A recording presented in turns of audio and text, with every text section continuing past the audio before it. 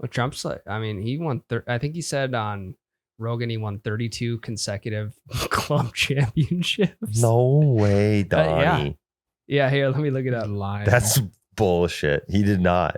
The only way that Trump has won 32 club championships is if it's age bracketed, and he's the only one in his age group. Because like, there's this 5K that my family and I ran for like 5 years, called the Pelican Pete. Yeah. And I'm a 4-time Pelican Pete defending champion because I was the only person in my age group every year. Yeah, you're not really? Yeah. Hell yeah. There was one year another kid in my age group showed up, but he was there to walk with his family. But I was like, it was like 20 to 24, like 19 to 24. That was the age group.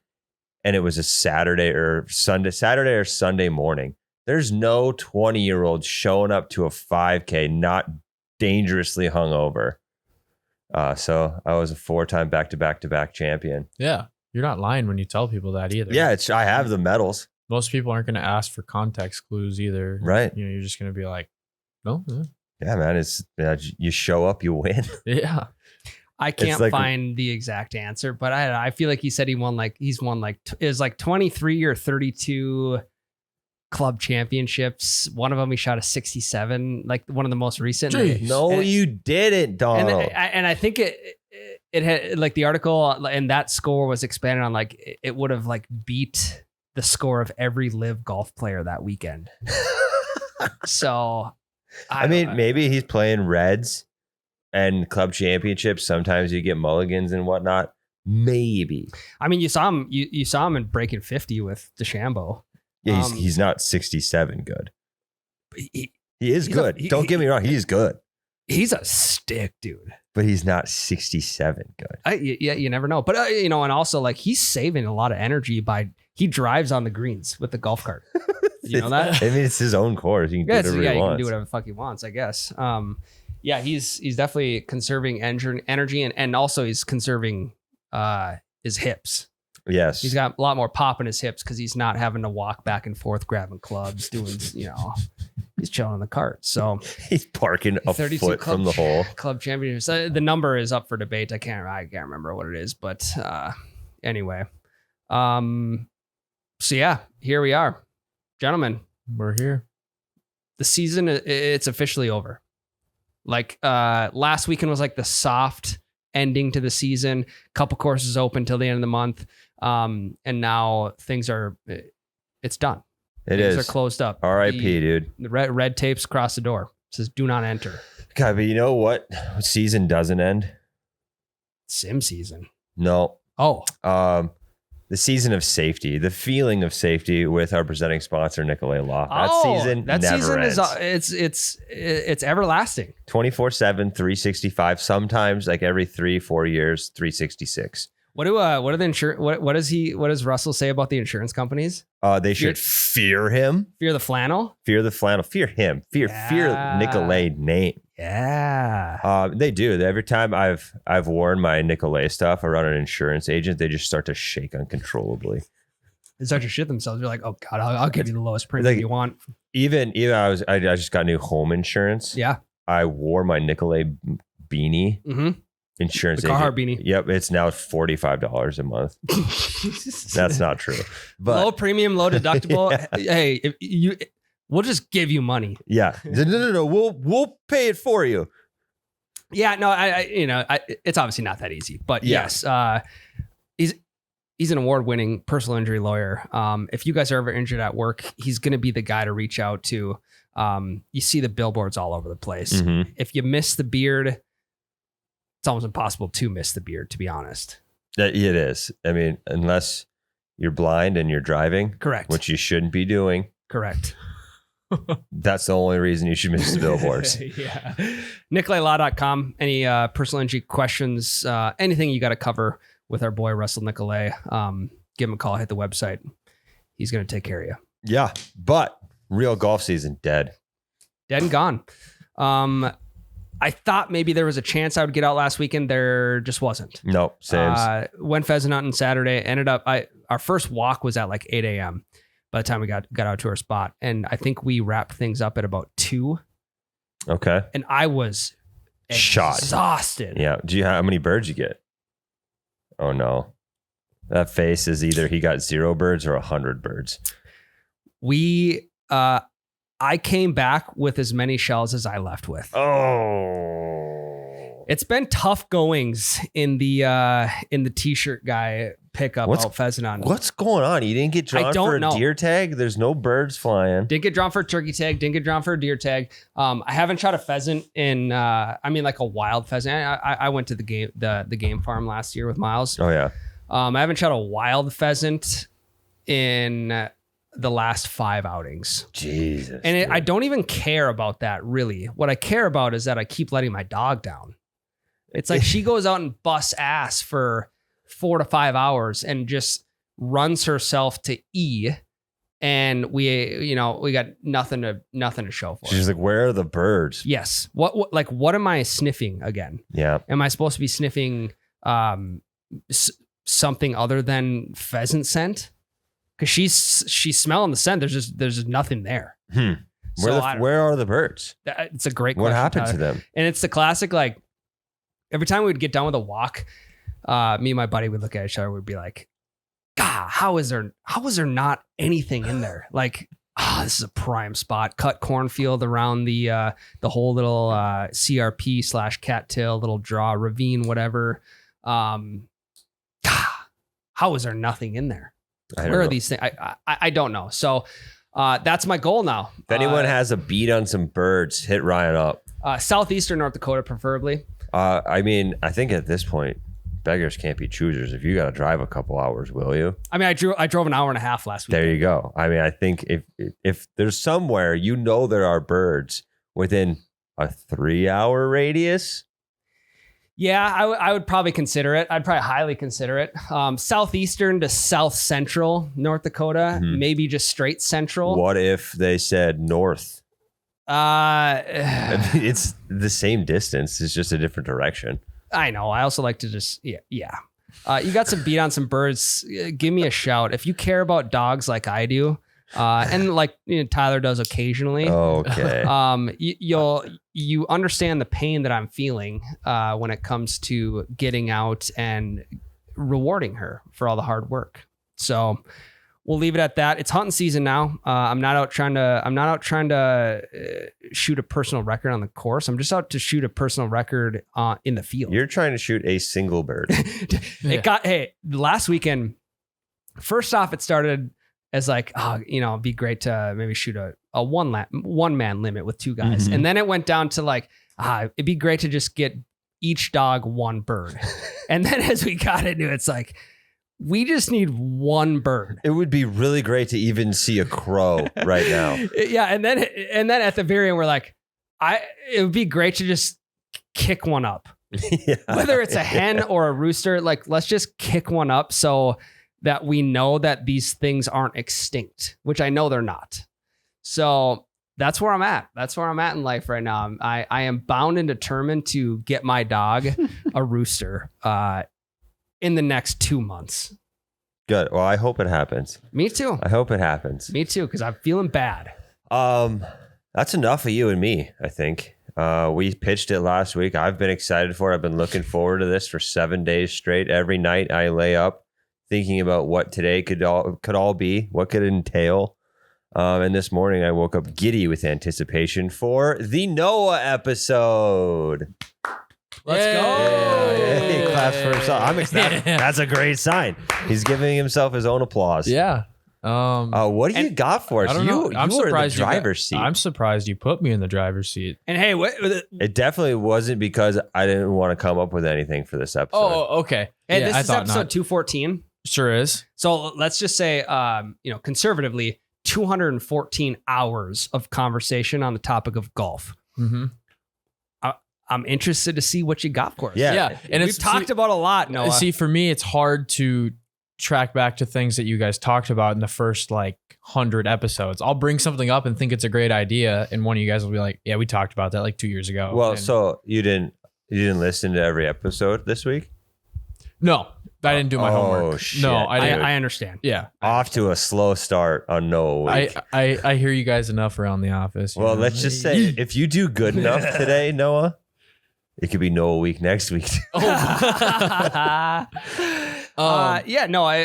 feel like we dominate every episode. So let's let the producer dominate for one. Backseat. We are in the backseat. You are our bus driver. Let the bench boy come in for a series, you know? And I promise to say in the Tyler, whenever we get in the studio on Wednesday mornings, I get fired up. I know. I love talking golf, like talking with you guys. I will take the back seat. May backseat drive a little bit, but I will take the back seat. If you feel the need to grab the steering wheel at all, don't be afraid. I'm not. I'm letting us ride into the ditch. I feel like we always talk about like topics and stuff like that. I wanted to switch it up a little bit, and I wanted to. I found a Reddit story. And it's kind of like a topic that we've talked about a little bit. It revolves around beginners. Reddit golf? Yeah. Oh, yeah. Reddit, r/golf. r/golf. It's r/pancakes. Yeah, it's golf. Well, yeah. There's probably more in-depth ones like r/golf stories. Gotcha. Yes. Rate my swing or, you know. Well, it's like, okay. Is there are there any other sports out there? Like when the sport ends, let's say it's a summer sport like golf. When the sport ends, they start talking golf. Like, do pickleball players, when the season's over, they just start talking golf? That's the beauty of pickleball. There's no off season. They just move to indoor. That is true. Yeah. And we do as well. Granted, like you get the same exact court or playing surface outside in a pickleball match as you do inside in a pickleball match. Mm-hmm. I would say we hit into a screen. Like the only other sports are like that you can't play indoors the exact same way are like football, soccer, baseball. Correct. Yeah. I mean, golf ends here and we talk a little hunting. That's true. So that's our kind of hitting that down point of the season where like it's over and then people are kind of sick of it, but then everyone's going to miss it again. In like a month. Yeah. Yep. Yeah. So, there's this weird lull in things between outside golf and simulator golf. Like my clubs have been sitting in the garage in the same spot for 2 weeks now. And it's like, should I bring the clubs to the office today or should I just wait a couple more days? Yeah, just wait a couple more days. It's definitely a weird time. Yeah, for sure. There's definitely a weird gray area between the seasons. But I found this story and I thought it was interesting. It's not super lengthy, but I'll be reading here for a sec. But there's a lot of context Long story to it. Short. How would you feel if we interjected and made comments on certain parts? That's fine. Sure, absolutely. Please do. Okay. The title of this is Golf Coach Told Me I'll Never Be Able to Play Golf. I'm in my 40s, overweight, very tight hips because I sit in an office all day. I'm slowly working on my overall fitness and health, which golf is part of. Been taking coaching lessons since September. Signed up for a 6-month weekly beginners boot camp and lessons ended last week. You know, I do think, I think even guys like us would benefit from like a 6-week weekly, 6-week boot camp once a week. Instead of like, hey, we're not good enough. We may not be good enough to go and pay $90 an hour, $110 an hour, whatever that is for an actual coach. So to get into like the group setting, where you can start comparing yourself to other, big dick golfers. I think it might be a great situation for us. I don't know how many big dick golfers are going to be in the beginners thing. It might be a good thing for your self-esteem. That is true. And you can sign up for the beginners Then class. We walk in with the BDs. And it's also good to get back to the basics, to the foundation. Like every athlete says that it's like you need to know your basics, the fundamentals of the sport. Yeah, and you never stop practicing the fundamentals. And I can't tell you the last fucking time I practiced a fundamental in golf. I'll tell you what. Other than keep your head down. Yeah, fundamental isn't just ripping the driver out of the bag the first swing on the driving range. Yeah, and just trying to hit bombs.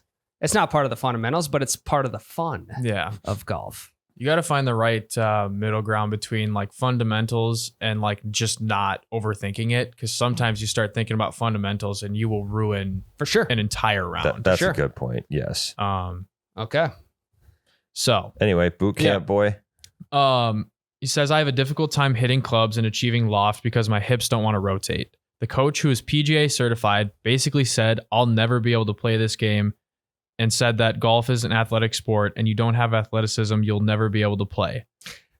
Let me stop. Great coach. He dude. said this in, he said this in, he says this later in a performance review after the lessons are over. So he went through a 6-week class or like whatever, the boot camp, and they have a performance review at the end. And this is what his instructor came with. So he just said you'll never be able to play golf? I think he's digging at him. He's like, you're going to suck forever. He's like, you're never going to be able to play. It's an athletic sport, which you are not athletic enough to be playing. Let me, okay, let's dissect that a little bit. Is golf an athletic sport? I would say to be the best. Okay, but 40-year-old Jason here, who sits in an office all day and goes once a week to a 6-week golf boot camp, is not trying to be the best. He's just trying to develop some sort of skills that can allow him to play competitively with his buddies, right? Yeah. But okay, so I think we've talked about this before. You do not have to be an athlete to be good at golf, but being an athlete will make you better at golf. No, I 100% agree. Yeah. And I think you can see you get better faster the more athletic you are. Right. I totally.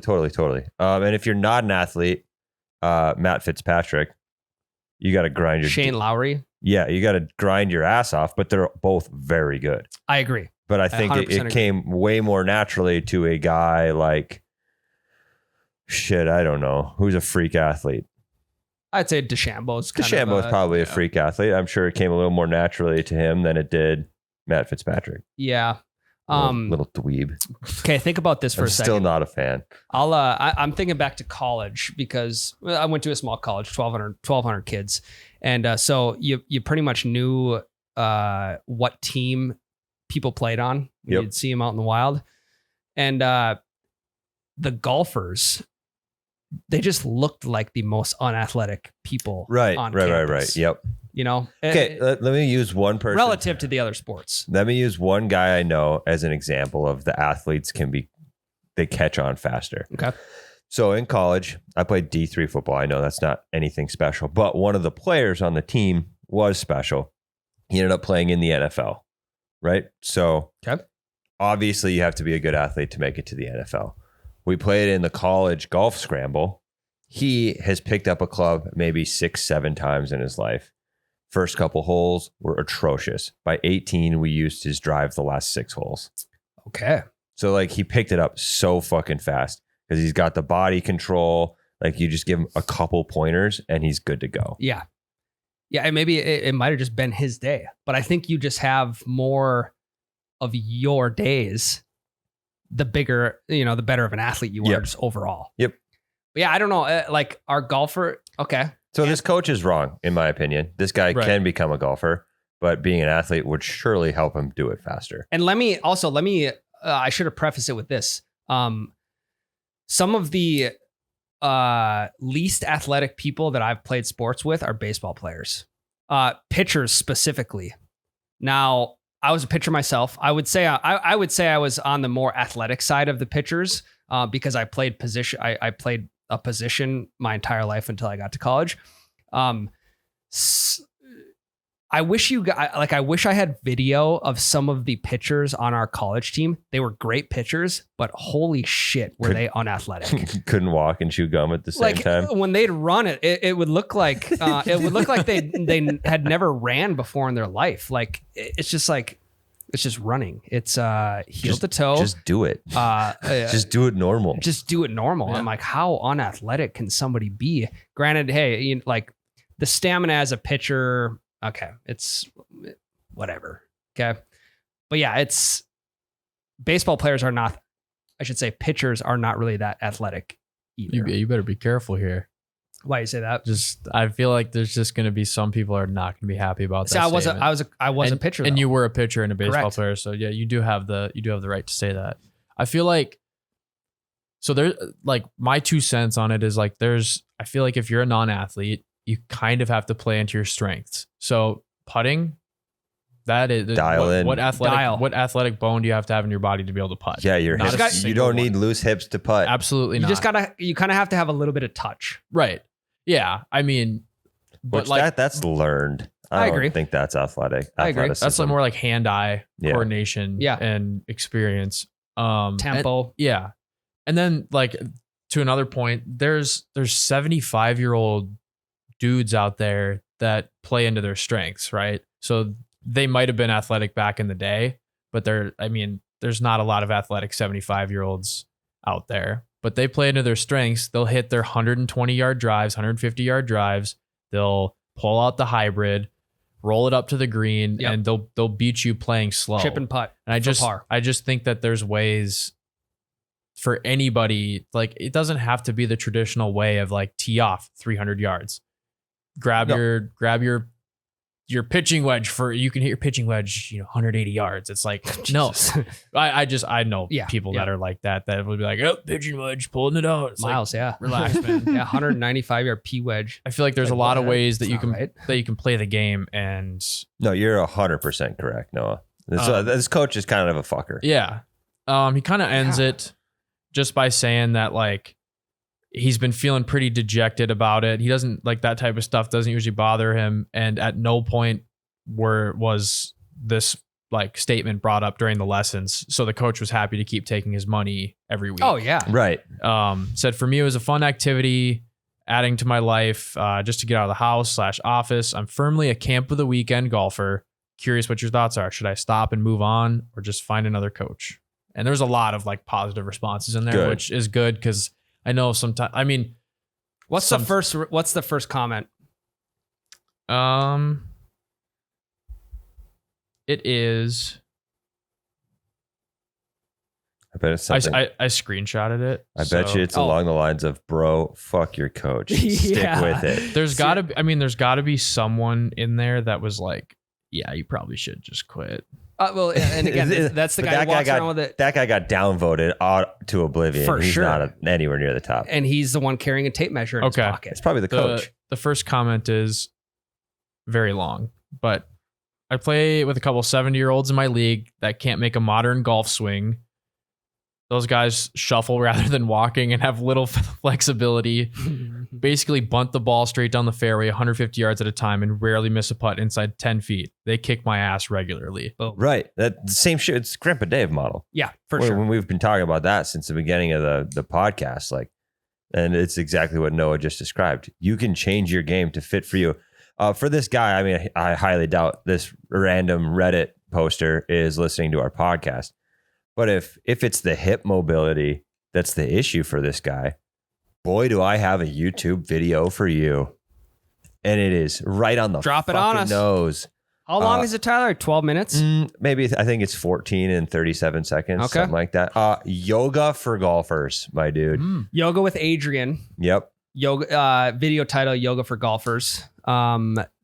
She's in, I think, Brazil during the video because I know it she's about, in the woods. at about Overlook. 7 minutes. A bird chirps and she's like, "Ah, that was a macaw." She's Yeah. like, "Adrian, I'm trying to stretch here. I don't have time for this." The morning that it was a morning that you and I were going out to golf together. Did we not both do yoga for Adrian before that round? And did we not both shoot like our personal best? That was my personal best. Yeah, Maplewood last year. Yep. Yep. I hit yoga for golfers even almost every morning that summer, even days I wasn't golfing. Dude, and I'm not looking for a 45-minute yoga session. No. 14, 15 minutes max. You're in, you're out. Clubs are in the back seat. You're off to the course. I think the new coach, okay, to answer the question, definitely don't quit golf because this coach is a fuckhead. Yeah. I also don't know how you can even get coaching credentials by saying that. Let's hope it's not exaggerated too much of what he said, because again, I also just can't see a coach saying that in a fucking 6-week boot camp. So I'll believe that the coach did say that. The new coach you got to find is hey, if you're single, maybe a hot yoga coach. Take a one-on-one session, hot yoga. Honestly, I think this guy should, if he's not trying to get into this to win club championships and he just wants to do it for exercise, stop getting lessons, period. Just start stretching and golfing with your buddies. yeah, I would assume he's not looking to win club championships. So it's probably a good route to go. Because it doesn't sound like this coach did anything for him, and it's not his goal to like be really good. He just wants to get the ball off the ground. You'll get the ball off the ground just golfing with your friends. I agree. There's also a little tool that you can use. Just increase the loft on your driver. Yeah, do Can't get that. it off the ground, yeah. That fixes everything. And just like it really doesn't. But if he was like half swinging and like you increase the loft, and even if it goes 100 yards, Yeah, who man, cares? Fucking do your thing. Well, dink and dunk it down the fairway, my guy. I also think, Tyler, this may be like good advice for you too. I think if you're having trouble getting the ball up in the air, maybe take a summer to play some slow pitch softball. I fucking love slow pitch. Start trying to hit some fucking nukes at the plate. And to hit a nuke at the plate, you have to hit up on the ball. So to hit a nuke off the tee, you have to hit up on the ball. I think there are slow pitch, like is slow pitch softball like the best like complementary sport to long drive? I would say the swing is the closest. Huh. I mean, it's still like, if you could use a slow pitch softball swing in your golf game, you're going to be fucking slicing shit to the next county. That's why not from slow pitch but softball. It's going to be in the air. Yeah. Yeah. Baseball, just playing baseball in general. Like it took me like 3 years to fix the 40-yard slice. Yeah, I don't know how long the guy like has been playing golf previously, but yeah, stuff takes time to fix. I mean, but it's a 6-week course. That's a long time. I know you're not going to be improving your handicap like detrimentally, but like it's just like, it's, I don't know. I feel like that's just not. I hope it is a little exaggerated, because that is something really tough to say. It is. Well, I don't know. I also think because okay, we're talking 6-week boot camp. The first thing that comes to mind is like the beginner's course at Sweet Shots, right? I can't imagine sitting down with Lucas. Yeah, there's no world he would say anything like that to anyone. God, no. Because the people taking a 6-week boot camp are not the ones who are looking for the advice of like, am I going to make it in golf or not? Yeah. He's just trying to like be a little bit more competitive with his buddies. What a wild world we live in. It's funny. I was scrolling through the comments after you guys were talking about the comments, and someone comes in and says, as much as I hate Trump, I have to agree with his swing though. He's fat, old, out of shape, but he manages to get it out there pretty efficiently. Maybe a good move to emulate. Just don't cheat like he does. Someone follows up in the comments and says, he's going to be winning club championships in no time. Oh yeah. We were just talking about that. Yeah, he might break the club championship consecutive record, 33 in a row. Or this guy, whoever posted this. Even like Trump's putting stroke is atrocious. It's wild. Objectively. Yeah, wild is a good word for it, but hey, it works for him. It does work. So, hey, yeah, play your game, swing your swing. No one cares. You just have some fucking fun. It's all about there, perspective. There is one specific person in our office that pretty much like changes his swing so it looks good on video. Correct. That is 100% what he's said it. Yes. Out loud. Like, and it's like when looking for like did that swing look pretty good?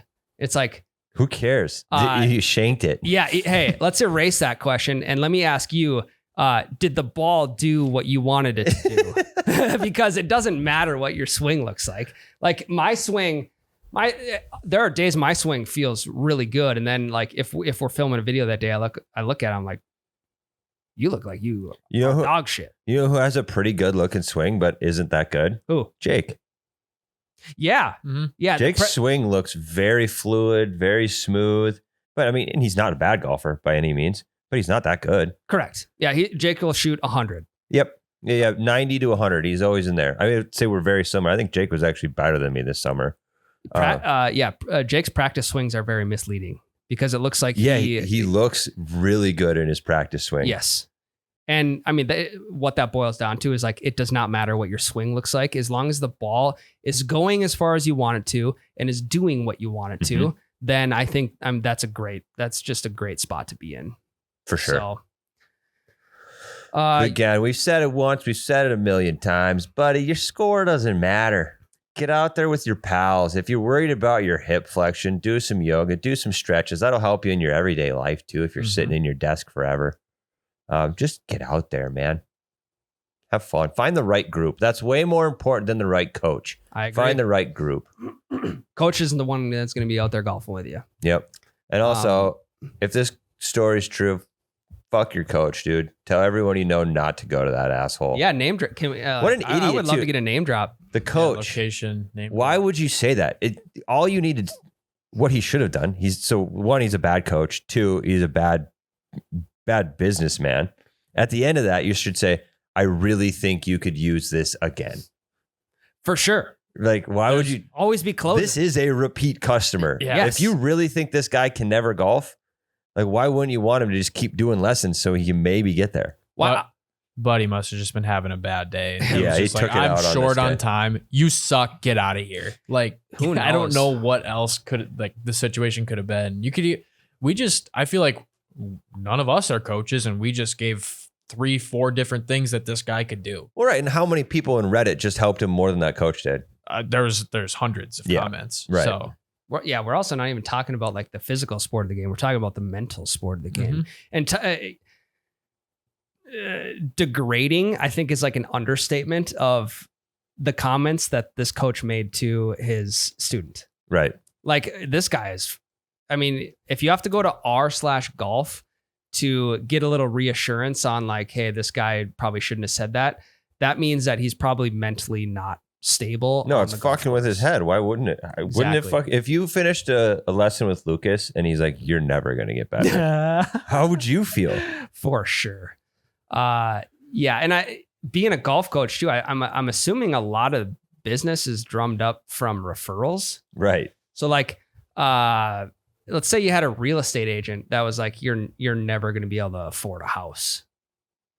I would actually really Okay. appreciate that. That would have solved 2008. Okay. Well, yeah. okay. Maybe a bad comparison, but anyway, 8th grade was tough for me. Recession, man. yeah. What else you got, Noah? I think we'll take a break and we'll get Noah Day 2.0, or what is it? Segment 2? Whatever. Segment 2. Take a break. Noah, he's so on board with this break. It's all we have for segment 1. All right. What do we do now? All right. The second half of the Noah episode starts now. What do you have for us, big man? Well, I think that story went a lot better than I thought it was going to go. What? There was just a lot of You didn't trust us? No, I trusted you guys. I like the way it went, where I didn't have to just read the whole thing and then we'd forget about the first half of it and just react to the second half. We stopped as we went about, hey, this is crazy. Hey, maybe you should do this. I mean, it's hard to say anything without me interjecting. It is tough. Well, that helps. Especially on a Wednesday morning. That helps. You ever And- heard of the buckle challenge? Yes. The Ryan challenge is to try to finish the story without him interjecting. Okay. No, I like it. It Challenge helps. accepted. Okay. Well, I got another one for you guys. Hopefully the listeners like this whole story thing and reactions to it. But this one is titled, "What is the etiquette when you just played around with an awesome fourth?" My 2 friends and I went out today and we got paired up with a random fourth. The guy was the absolute man, and we all had a blast playing together. After the handshake on 18, what's the next step? Do you just say farewell and let them ride off into the sunset, thinking you'll maybe run into them again? Or do you do a total weirdo, bizarro move and ask for the guy's number to stay in touch? Basically, what I'm asking is, fellas, is it weird to make friends on the course? No, dude. It is hard to ask for their number, though. Have you ever? I think we just talked about this like a month and a half ago. Yeah. We brought it up, but we didn't. All we talked about was like, I don't know. It feels kind of weird to ask for a guy's number.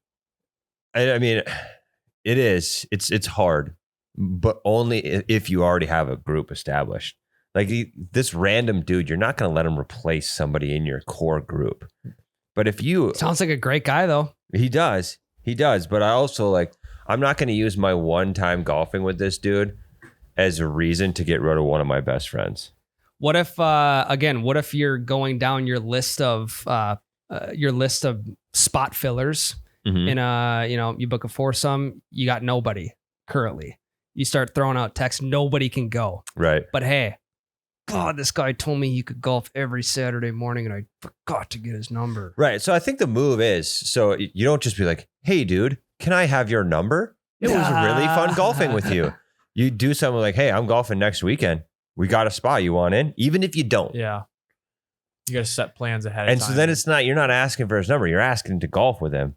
And then he's going to be like, oh, shit, yeah, give me your number. And then, oh, whatever. Are you afraid of rejection? I mean, who isn't?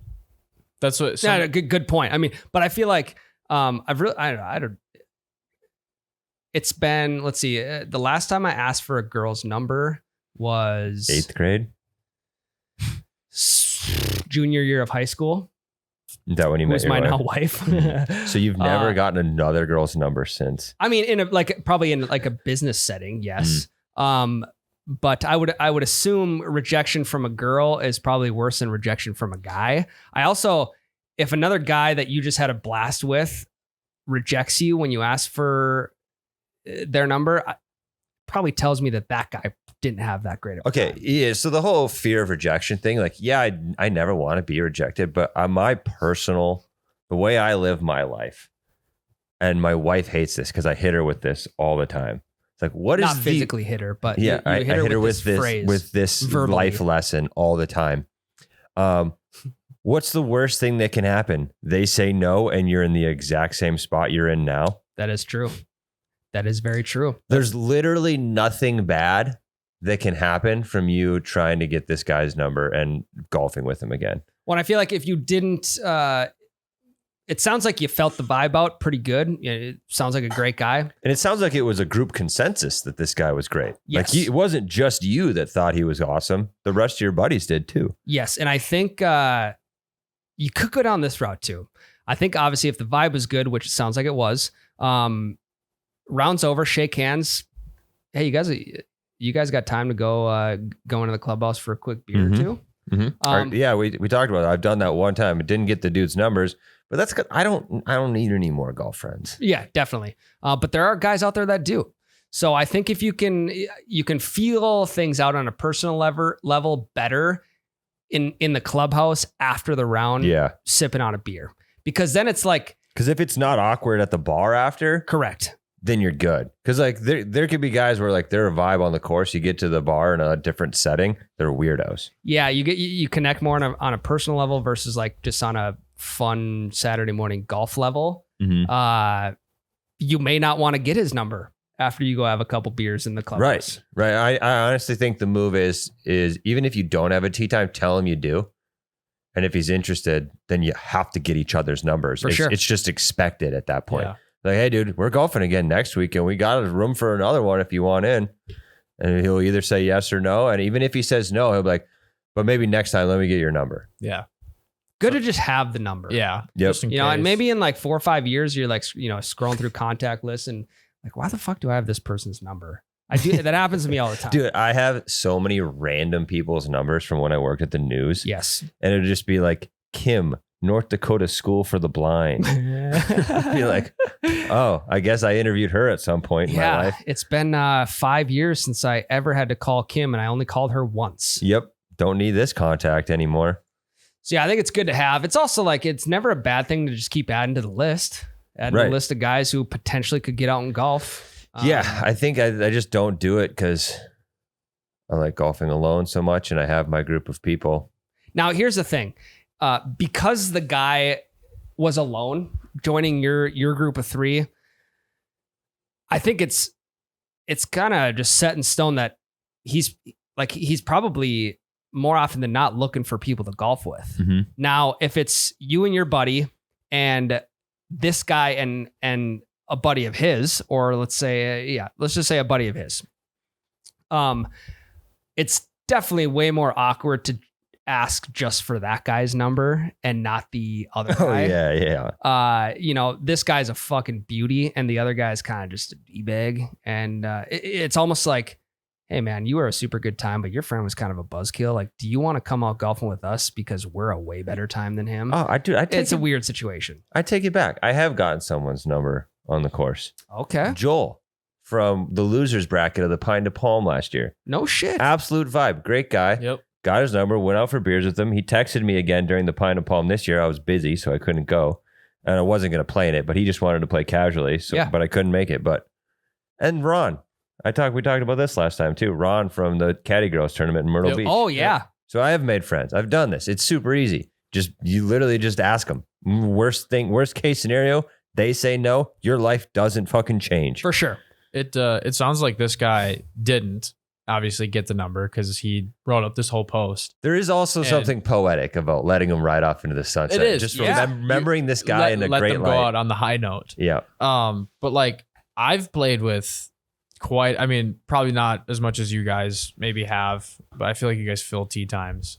But I've played with like a decent amount of randoms, and like no disrespect to them, but I've never felt the need to reach out, get their number. No, it's rare, and dude. they've and most of them are just like, we'll come in with a group of 3, one guy will play, he'll totally just respect, like, this is kind of cool about the golf community. They'll like just respect, like, hey, you guys do your thing, like I'm just gonna play ahead if that's okay. Yeah, you got your game, I got mine. Yeah.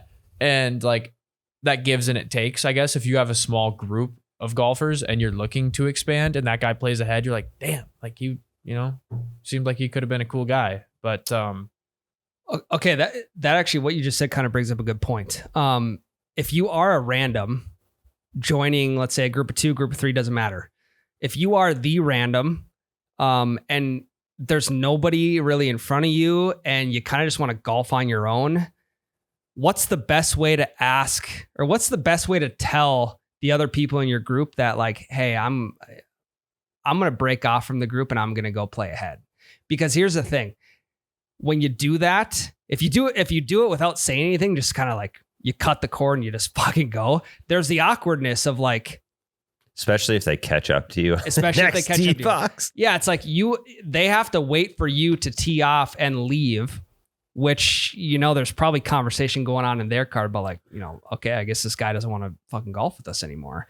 What's the best way to ask/tell the other guys in your group that you're just going to break off and go play on your own? Okay, so I've done this twice. All I do is I just like, hey guys, I'm in a hurry. I'm going to play ahead if that's fine. I'll be quick, I promise. Okay. Don't ask. I like that. Don't ask. You just tell them you're doing it. You give them a reason.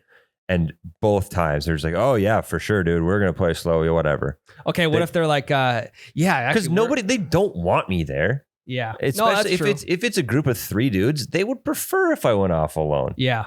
You would probably be doing them a favor. Right. Like they don't give a shit. And like the chances of me, I'm going to catch up to the group in front of me as a solo. I'm going to pass them too. They don't care. Yeah. What if they're also, what if, to play devil's advocate, what if they're like, yeah, we're kind of short on time too. So like, we'll speed things up a little bit. We can keep playing together. I just don't see a world where that happens. Because if you're going for time, like you're trying to get a really quick round in, you're not going with a group of dudes. You're going alone. I've had that happen in reverse before though, where we've had a single with a group of 3 and we just tell them, because usually people do want to play through, right? We'll be like, hey, you can play through if you want. And he goes, I'm good. So weird. So he played the rest of the round with us. And it was one of those guys that he just he didn't say much. He kind of kept to himself, but like he throwing a few remarks here and there. It's like, no, I'm okay. Like, I think he thought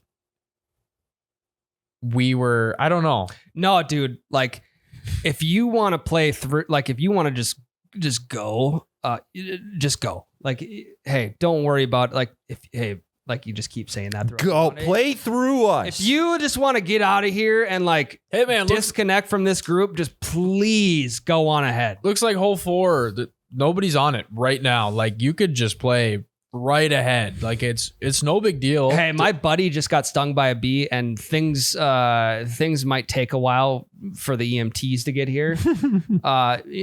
Calls are backed up. You might just want to, hey, it's all good. Like I'll just wait. You have to go. Don't ask him. Just tell. Like, hey, dude, you go ahead, play through. I don't know. I feel like I'd be less likely to turn a command down. I'm going to fucking play through and you're not going to have anything to say about it. Yeah, I mean, if you're the guy wanting to play through, you should ask. But if you're the group letting someone through, just tell them. Like, hey, you go ahead, you play through here. We're going really slow. So are you, let's say if you're playing as a single or even like a twosome and there's a foursome in front of you, are you asking to play through or are you waiting for them to make the first move? Okay. Yes to both. It all depends on the amount of time. So if I'm stuck behind them for more than like 3 or 4 holes and they haven't offered it up yet, I'm asking. Okay. Is there any passive aggressiveness before you get to the point where you have to ask them to play through? Is there any like, maybe you pull up 5 feet from their cart on the tee box or like to show them like, hey, can you ask me to play through? Cause that's what I'm trying to get to here. I mean, I will park relatively close. I mean, I'm not going to go fucking bumper to bumper with these guys, but I'll pull up to the tee box. Yeah.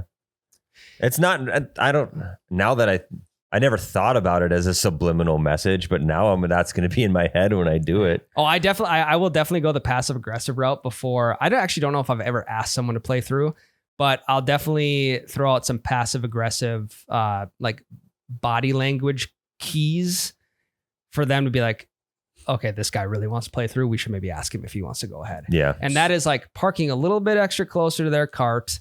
That's maybe like, you should pull in front of their carts. Pull in front of their cart, or maybe getting out of the cart and just like standing next to my bag with like my forearm up on it, waiting to like grab a club as if like, hey, I'm ready to hit. Just take it out, start taking cuts behind even like the tee box. Hey, put the ball in, like, you know how you got your tee in between your fingers and then you kind of like set the ball, like you're almost teeing it up in your hand.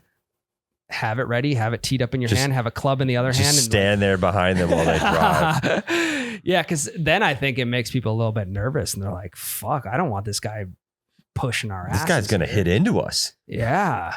That's a great way to get let through. Hit into him. True. Hit him with the fucking ball. It's like, hey, I just can't tee off at them. So then what if you play through and maybe it's somewhat of a busy day. You catch up to another group and you're kind of waiting around at a tee box like, hey, why don't you come play with us? Do you just want to play with us? Like, how do you? You could be like, yeah, sure, I'll play with you guys for a couple holes, and then you move ahead of them. You sneak past. Yeah, if someone asks me to play with them, I'm not. How do you say no to? I know you probably put yourself in a situation where you don't even have to be asked. You stay back. I'm passive sure. Aggressive. Yeah, I'll hang back so it's almost like it's out of earshot. If they yell over and ask, I'll pretend like I didn't hear them, or I'll throw out the comment of something along the lines of like, "Hey, I'm not in any hurry today. No worries. Like you guys just keep playing ahead." That's good. I like that. Yep. I've never thought of what to say in that situation. I don't golf alone. Not that I don't want to. I think it'd be fun, but I'm always worried about like those types of situations. I've had bad groupings with randoms. So You really have. I mean, I don't I've very rarely gotten paired with someone that I truly don't like. Same. It's happened like once or twice, but the vast majority of people are perfectly fine. There's a rare group of really great people, and there's a even rarer group of shitty people. I agree. And I think regardless if it's like a group of 3 buddies and then you, or a group of 2 and 2 or whatever. So you have your teams essentially. When you're golfing with people you don't know, you're always kind of walking on eggshells right away. Mm-hmm. Like you don't want to say too much. You don't want to. That's how I perceive it, anyways. You don't want to be that guy. I would assume a lot of people think like that, but I would also assume there are guys out there who are just like continue to be their idiot selves and kind of just throw the vibe off of the whole group. Question for you guys. We've talked, Brian, you specifically have talked quite a bit about parking close to the group in front of you. Mm-hmm. How do you feel about this move? This is Grandpa Dave's move. It happened our last round of the year at Craigan's. We had a twosome in front of us that we were supposed to be paired with, but there was an empty tee time, so they went off on their own. Nice. Which preferred. And we caught up to them every single hole. Grandpa would park like 100 yards back. I do the same thing. Okay. Yeah. So like it was out of earshot. Like it was a significant distance from the tee box. So and I felt like I'm like, you want to creep up a little bit here? Yeah, just to like kind of feel things out a little bit. Yeah, I mean, there's nothing wrong with it, but it was, I've never seen anyone park so far away from the group in front of them. Yeah, the last round I played at Maple River 3 weeks ago, I'd say I was anywhere from 50 to 75 yards away from the group ahead of me. Okay. And we were stacked up like cordwood. But I was But not it's like, what do you do when the group behind you catches up and you're fucking parked 100 yards away? They don't know what you're doing. Yeah, eventually you're like in like the last group waiting is in the middle of the fairway of the previous hole because that's how stacked up things are. That's a good question, Tyler. I don't know what to do, what I would do in that situation. I'd probably just get as far away from the green as possible. Again, without getting close to the people waiting. Dude, I'm talking like tee box even. So like that group's on the tee box and we're parked on the cart path 100 yards away. If they're already on the tee box, I'll definitely creep up. Okay. Yeah, that's what I'm saying. Like, cause the twosome in front of us, I'm thinking of, I think it's hole 13. The hole at Craigan's where we had a chance to win that uphill par 3. Yep. And that's where like the cart path splits and you can go to, there's 2 tee boxes next to each other, very different parts of the course though. Grandpa's parked way back before it even splits while these guys are on the tee box. And then that ended up being the same hole where he almost hit them. So we're parked 100 yards back. The second they leave the tee box, we go up to it. Yep. And then Grandpa almost hits the guys. But I don't have no problem with it. Like it didn't cause any issues parking that far away. It just felt a little strange. Yeah, and I mean, it definitely does feel strange. I think the best time to start creeping is when they're walking back to the cart after they've hit their tee shots, because that eliminates them asking you to join their group, because then you would have to get your stuff ready, get up to the tee box, get your practice things, whatever, hit your ball, go back to your cart, and then leave with them on that hole. Yeah. I think it would just take a little bit too long. So I think a good indicator of like, all right, I can start creeping up is when they're walking back to the cart after the tee shots. Yeah, for sure. I could barely fucking see them. We were parked so far away. Yeah, no, I get it. I'm in G Dave camp. Okay. To be honest. Okay. I just didn't know that that's the first time I've ever done something like that where we were basically a hole and a half. It's a kind of a good feeling. Yeah, it was fine. I had no problems with it. It was just weird. And I just wanted an opinion on it. Yeah. It's better than us parking next to them. Yeah, no, that's super weird. And we're just staring at their tee shots every time. Yep, that's super weird. So maybe, yeah, good on you, Grandpa. You gave them their space. I think that's the biggest thing. People don't want to feel rushed. Yeah. And then you gave them their space and then you hit a ball at them. Yes. Whoopsie. Shouts to Grandpa. He's listening right now and he's not happy with me. Let's switch gears a little bit. I want to talk. Nope. Noah gets to decide. Well, you're out of stuff to talk about, aren't you? Depends. What do you got? Go ahead. No, what do you got? Say? What do you got? What were you going to do? Go ahead.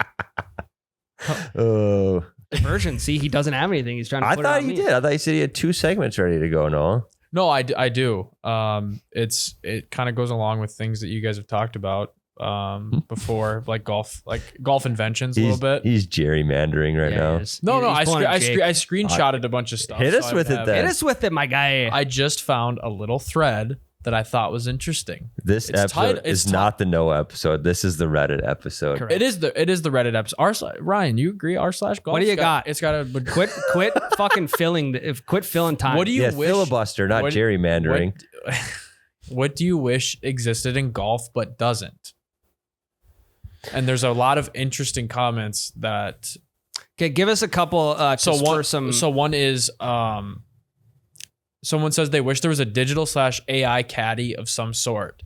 There is ChatGPT. Pro caddies get help with the wind, lie, club selection, reads, and more. Like if 18 Birdies does this. Do they? Yeah. Yeah.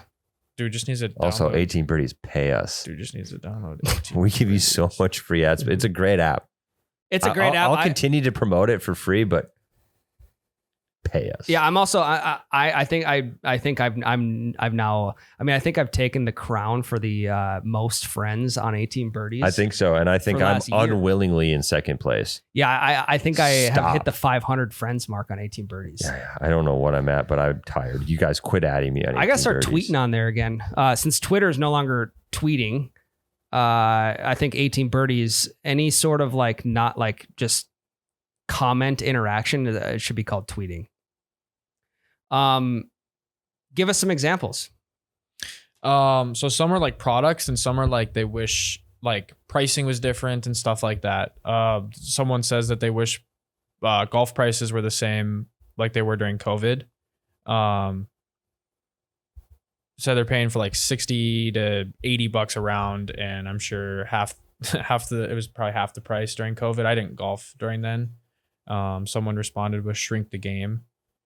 Classic. Yep. Oh my God. People are talking about night golf. I know it exists, but probably just they want it worldwide or wherever. Things that exist that things that don't exist that I wish did. I mean, we've rattled off a billion things. Or like what was you guys wanted like was it like a 12-hole course that you a 12-hole course, yeah. period. 666. Like that style. 666 would be 18. 666 to where you can play 6, 12, or 18 holes. Yeah. Yeah. Or you can play more than that. Yes. Yep. Double back. I mean, I would. The first one that comes to mind is I would like to see the booze vending machines. Yep. On different holes. I mean, there'd have to be some sort of Face ID / like real ID scan. Again, the people under 20. That's hard to monitor, but I mean, they just check your ID at the clubhouse. You get some sort of RFID chip. Yeah, but then you could just in your cart key. And maybe scan it. Maybe there's enough vending machines out there to where like you only allow one drink per vending machine. Right. Well, you do it like you check the group's ID at the clubhouse when you pay. Everyone's got to be 21 if you want the RFID chip and then it goes into your cart key. And then if you want beers at your vending machine, you just tap your cart key like you would a fob and continue on with your day. I think that's very doable. You just check the entire group's ID for legal purposes for the course. The whole group has to be 21. And then you just buy as many beers as you want when you're at the cart or at the vending machine. Do you know, that just sparked something else, Tyler. Do you know, and I think we've maybe touched on something similar, but something that will be sweet is to avoid having to go into the clubhouse, pay, come back, get your cart, go to your vehicle, get your clubs, all that would be pay at the tee box. Check in / pay at the tee box. So there's a little kiosk where like, you submit your ID when you book the tee time online or like you get your name or whatever, and you just scan your ID to check in for your tee time, and then you're ready to go. You pay and scan the ID for confirmation at the first tee box. I'm going to play devil's advocate here. Do it. That's basically what it is already in most courses because the clubhouse is so close to the first tee. But when I think I never account for the time, like some days when I'm leaving for a tee time, the only time I'm accounting for is pulling into my parking spot, grabbing my clubs and a cart and going to the first tee. Right. I don't account for going into the clubhouse, having to wait on the people in front of me, and then I come, I'm late for my tee time. That's a personal problem, might I add. But it happens a lot. Yeah, you're going to have to pay for the cart, decide if you want a cart. So are they going to have the carts all at the first tee too? I think you book that with your reservation. The carts can be close and it just spits out a cart key when you're ready to go. Okay. Pipe dream, Tyler. Yeah, I think it's pretty close to that already.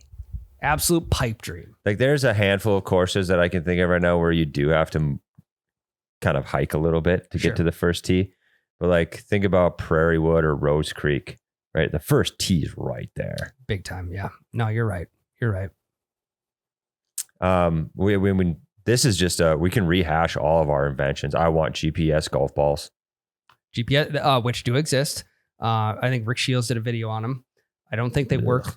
I don't think they work as intended or like people think they would. But yeah, I mean, if you let's say you pay $15, $20 for one GPS chipped golf ball, and that thing goes in the water, that's not a very good. At least you'll know exactly where it is to dive. That is true. That is true. I want golf ball vending machines on the course. I want Tinder for golfers. I want a good Tinder for golfers. Yeah. one that And I mean, the works. 15 people who have been working on it for 16 years already, We're waiting. we're still waiting on it. So, What else have we tried to invent that already exists? I mean, the interchangeable like club head to where like you have 14 club heads and the 3 shafts, which now we come to find out that does exist, It did but exist. no longer. Yeah, Yes. it is defunct now. And the Q Club, which we found Q is like Club the swing stick. is like the new version of that, but it's one club with an adjustable head. Yep. Not a shaft with a bunch of interchangeable heads. Correct. Yes. Cheaper prices, not having to pay for fucking half a cart. Mhm.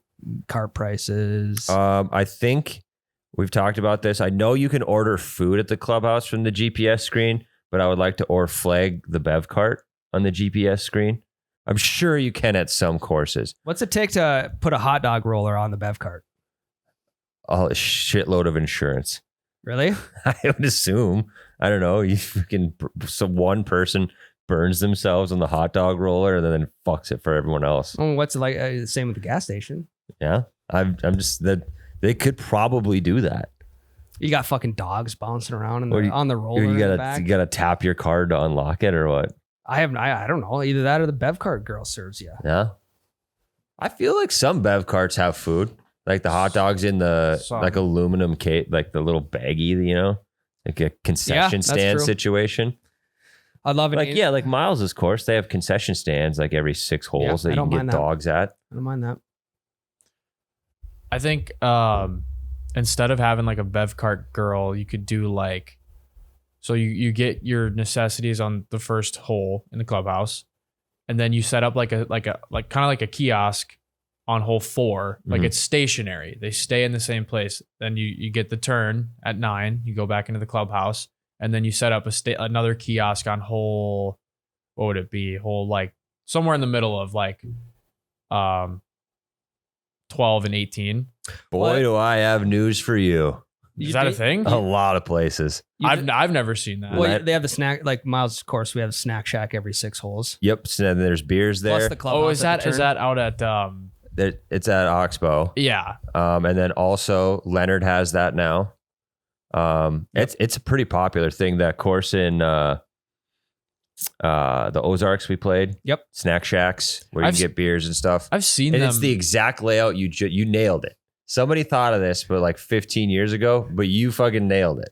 That's seen, exactly what it I've is. seen like the shacks at like, I think there's one at Edgewood. Nobody's ever manning them though. Like I've never seen anybody in them. And I played Oxbow. And So it was, the it was a Edgewood- Saturday too. The Edgewood shack that you're thinking of is for tournaments. It's concessions for the fans. Gotcha. If I'm a homeowner on a golf course, number one, I'm putting a golf ball dispenser. I'm just buying like in one of them old candy machines, like put a quarter in, spin it like they have at Rose Creek. Yep. I may throw up a can vending machine inside of my fence that is reachable over the fence.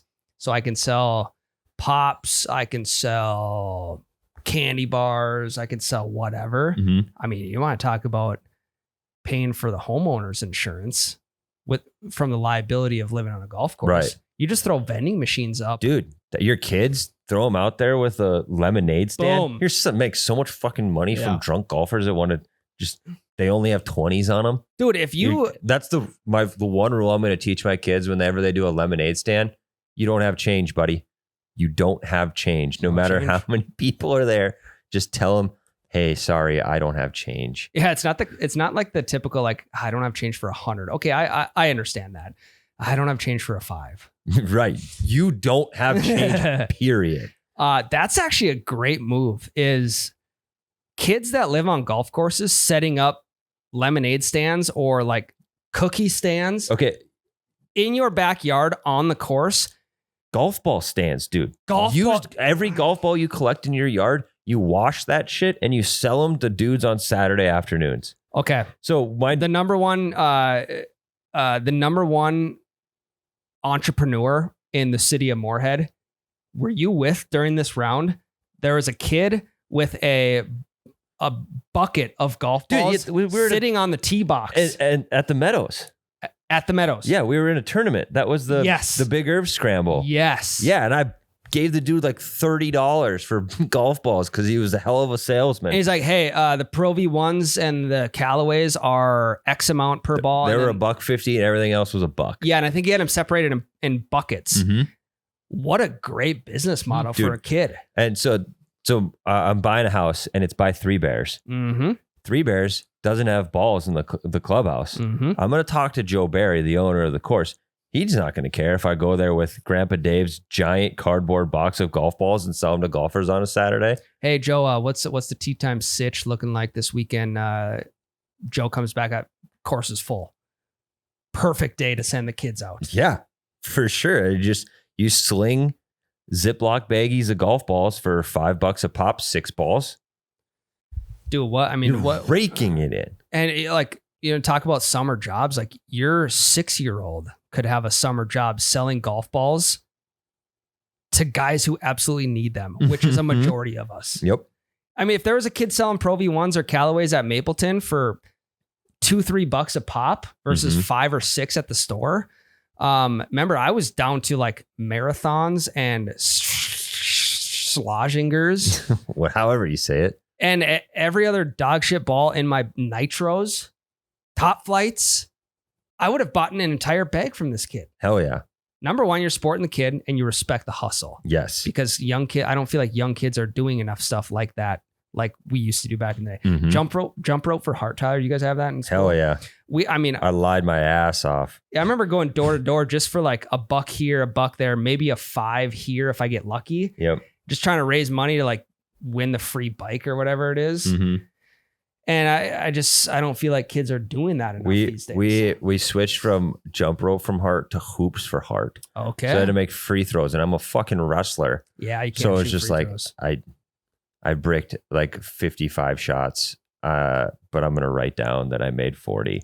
So dude, thank you for your support. This is a great idea. It is. I'm absolutely gonna do that this summer. I definitely would. Yeah. So if anyone wants to get rid of their balls, I'll buy them for $0.25 from you. Sell them for $1. And even like if you have friends that live on the golf course, be like, hey, you mind if I bring my my 6, 7, 8-year-old over? They want to sit by the fence and sell golf balls. Yeah. Now throw a helmet on them. Yeah. Yeah. If they're buying balls from your child, that means they're losing balls errantly. So what you do is you just get a big giant piece of plywood that you put on the side of them where the ball would come from. Yeah. But on that, you paint golf balls for sale. So when they get to so your kids don't get hit because they're hidden behind the plywood. And then golfers see the big sign and they drive around and see the kids there. Dude, and if the yard that they're selling in is a very popular yard that you would hit a ball into and not want to walk in there to get, my kid will sell you your ball back. Yeah. Plus, he won't count the stroke for $2. My kid will pick your ball up and throw it back into the fairway for you because that's a private property. It's not a drop on you, dude. Correct. That ball's in play. No penalty. Before you even get up there and see it, be like, hey, sir, your ball actually ended up in the yard and I threw it to the edge of the fairway. That's going to cost you $5. Yeah. Tips appreciated, never expected. Set your kid up a Venmo account. Yeah. I mean, everyone... If you that's a great idea too. Have a QR to your Venmo. Yeah, if you don't have cash on you, it's like, yeah, well, that's okay. Dude, ice cream trucks. Ice cream truck comes through our neighborhood. They take Venmo now. It's big time. Genius. Everything's going digital. Yep. What a great idea. We got to be doing more pop-up stands. But you got to have a kid involved. If it's just me sitting there, weird. Way less sales, dude. You got to be exploiting your children's cuteness to sell golf balls. Agreed. If a kid comes to my door selling a $25 bag of popcorn that's like average or maybe below, I'm still going to buy it. Dude, there is something about that. Like if a parent is trying to sell me a raffle ticket for a kid's thing, I'm not buying it.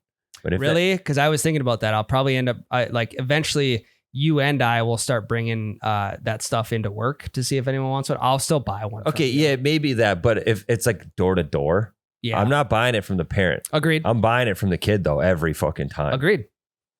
Like if my kid, like if if we came up to your door on Halloween and he doesn't say trick or treat, he doesn't get candy until he says trick or treat. I mean, if it's your kid, I'd probably give it to him.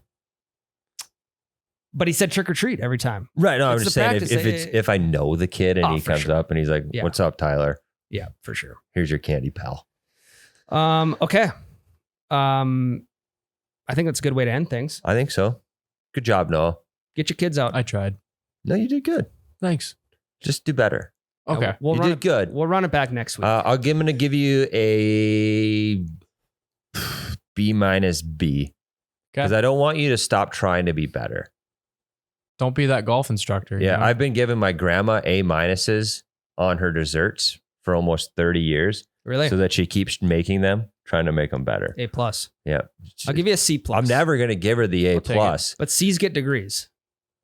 They do. So, or maybe I'll put you on the verge of academic probation. So you're like, I really got to buckle up this next time. And hey, it's going to breed success. I guarantee it. Yeah. You know? I'll take it though. Okay. I'll take Good. it and run with it. Good. All right. Next week, Noah episode. Noah will give you some time off to prepare. Okay. All right. Get your kids out. Get all them golf balls get all them shitty golf balls out of your bag. Just start a box. It's almost like a piggy bank for your kids. Mm-hmm. Start a little box, fill it with shitty golf balls, and maybe fill it with a couple good ones. Yep. And or hey, if you have a buddy who's at a country club, maybe swipe some Pro V1 practice balls. Yeah. Accidentally, Just get a little piece of sandpaper, scrape off the word practice. Yeah, cart path ball. This one I'll sell it $250 instead of $3. It's scuffed, so this one is in the dollar ball pile. Yeah. Start a little ball bank for the kids when they get older. Yeah, that's better than a fucking what is it? Savings bond. Yeah, for sure, dude. Yeah, I'm gonna clear Grandpa Dave out this year. Do it. All right. All right. We'll see you guys next week. Love you. Love you. Love you.